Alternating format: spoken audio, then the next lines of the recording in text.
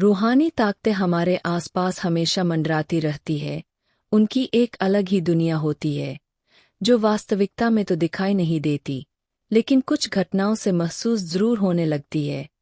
ऐसी ही एक हवेली के भूत की है। दरअसल एक पुरानी हवेली है जिसमें कई साल पहले राजा महाराजा रहा करते थे, लेकिन अब वह वीरान पड़ी है क्योंकि उन राजाओं के वारिस देश से बाहर जा चुके हैं। हवेली की हालत जर्जर हो चुकी है। अब उसे मरम्मत की जरूरत है। इसके लिए शासन के नोटिस के अनुसार संपत्ति के मालिक को सूचित किया जाता है।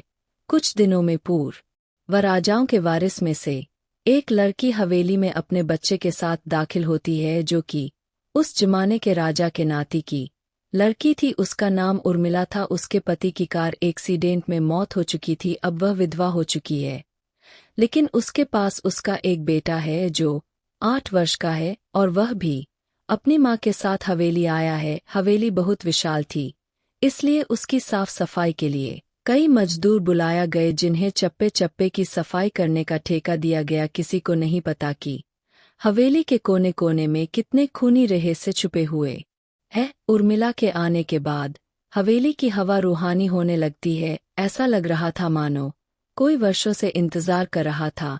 इस हवेली के वारिस का एक रात उर्मिला अपने कमरे में अपने बच्चे के साथ सो रही होती है। अचानक उसके खिड़की से एक पक्षी टकरा कर मर जाता है। यह घटना अपने आप में असामान्य थी। पक्षी टकराते ही उर्मिला की नींद खुल जाती है और जब वह लाइट जलाकर देखती है तो डर से चीखने लगती है, क्योंकि उस कमरे की खिड़की से एक पक्षी फंसा हुआ था और उसके शरीर से खून की बूंदें फर्श पर गिर रही थी। नजारा इतना भयावह था कि वह अपने बच्चे को उठाना नहीं चाहती थी, लेकिन उर्मिला हिम्मत करके उस पक्षी को खिड़की से बाहर फेंक देती है। लेकिन इसके बाद उसे रात भर नींद नहीं आती और वह सुबह तक जागती रहती है। दरअसल वह जानना चाहती है कि यह किसी की शरारत तो नहीं। सुबह होते ही वह अपने यहाँ काम कर रहे मजदूरों से जाकर कहती है कि रात को मेरे कमरे की खिड़की पर कोई पक्षी आकर टकराया था और तुरंत मर गया। क्या तुम लोगों में से किसी ने यह हरकत की है? क्योंकि पक्षी खुद ब खुद तो खिड़की से नहीं टकरा सकता, मजदूर कहते हैं। नहीं, हमने तो खिड़की से नीचे किसी पक्षी को मरा हुआ नहीं देखा। हम तो अभी वहां से चले आ रहे हैं और जब सभी जाकर देखते हैं तो वहां वह पक्षी नहीं होता। उर्मिला घबराने लगती है कि यह क्या, यहाँ तो पक्षी होना चाहिए या कम से कम खून की कुछ बूंदें दिखनी चाहिए, लेकिन यहाँ पर पक्षी का एक पंख तक नहीं पड़ा हुआ। उर्मिला सभी मजदूरों को कहती है कि हवेली में बहुत सी कीमती चीजें और मूर्तियां हैं, संभाल के साफ सफाई करना। मजदूर अपने अपने काम में लग जाते हैं। उर्मिला अपने बच्चे के साथ कमरे में टीवी देख रही होती है कि अचानक हवेली की छत से एक मजदूर नीचे गिरता है। उर्मिला को अचानक लोगों की आवाज सुनाई देती है। वह भागकर खिड़की से नीचे देखती है तो एक मजदूर की लाश पड़ी होती है। उर्मिला कमरे से नीचे आती है और इसके गिरने का कारण पूछती है। लोगों के जवाब अलग अलग होते हैं। कोई कह रहा होता है कि इसने खुद आत्महत्या की है और कोई कह रहा था कि यह गलती से गिर गया है। सभी के दावे अलग थे, लेकिन उर्मिला को कुछ अनकही बातें सुनाई दे रही थी। उर्मिला के कान में अचानक एक आहट के साथ आवाज आती है, अपने बच्चे को बचा सकती है तो बचा ले।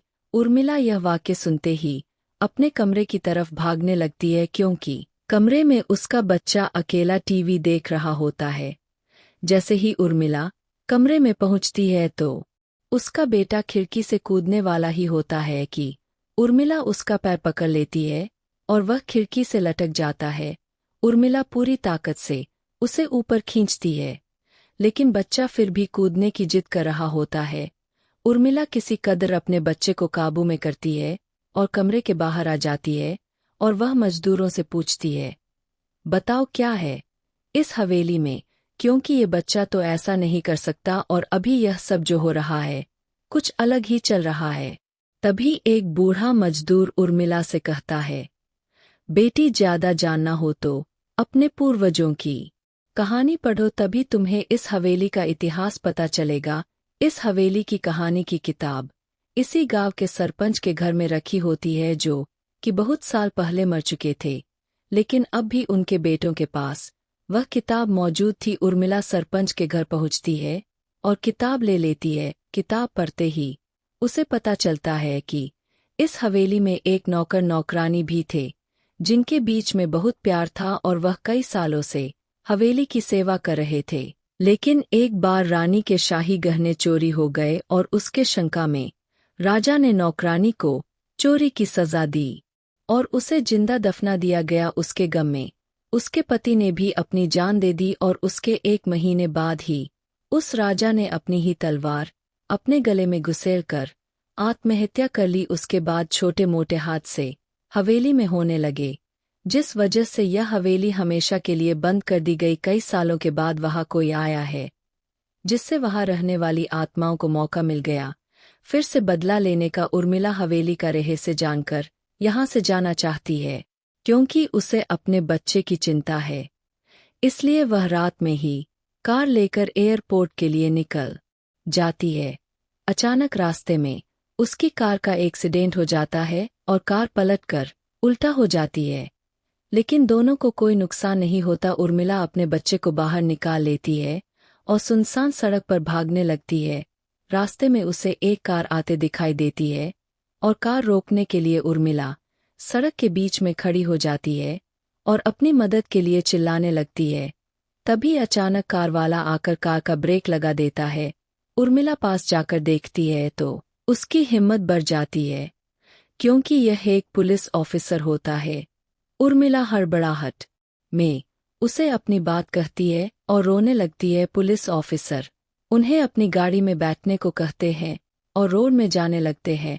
रास्ते में एक बूढ़ा सड़क पर जा रहा होता है और इनकी कार के सामने आते ही रोड पर गिर जाता है। पुलिस ऑफिसर गाड़ी से उतरकर उस व्यक्ति को देखते हैं। बूढ़ा व्यक्ति बेहोश हो चुका था। पुलिस ऑफिसर उसे गोद में उठाकर अपनी गाड़ी में पीछे बैठा देता है और अस्पताल के लिए चलने लगते हैं। अचानक उस बूढ़े व्यक्ति का हाथ पीछे से पुलिस ऑफिसर की गर्दन तक पहुंच जाता है। पुलिस ऑफिसर छटपटाने लगते हैं और अचानक गाड़ी का ब्रेक लगा देते हैं। गाड़ी की स्पीड कम होने की वजह से कार वहीं खड़ी हो जाती है और ऑफिसर अपनी गन निकालकर बूढ़े की तरफ निशाना लगाकर गोली चला देता है। बूढ़े की सर में गोली लगने से भी उसकी जान नहीं जाती है।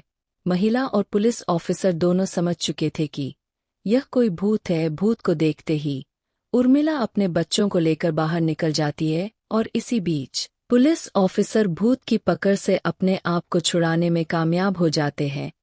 पुलिस ऑफिसर के बाहर निकलते ही तीनों बाहर रोड से भागने लगते हैं और कुछ देर भागते हुए उन्हें सड़क के किनारे जगमगाती लाइट्स दिख रही होती है। पुलिस ऑफिसर उर्मिला से कहते हैं कि मैडम, यह एयरपोर्ट है, जल्दी चलिए। उर्मिला अपने बच्चों को लेकर एयरपोर्ट के अंदर पहुंच जाती है।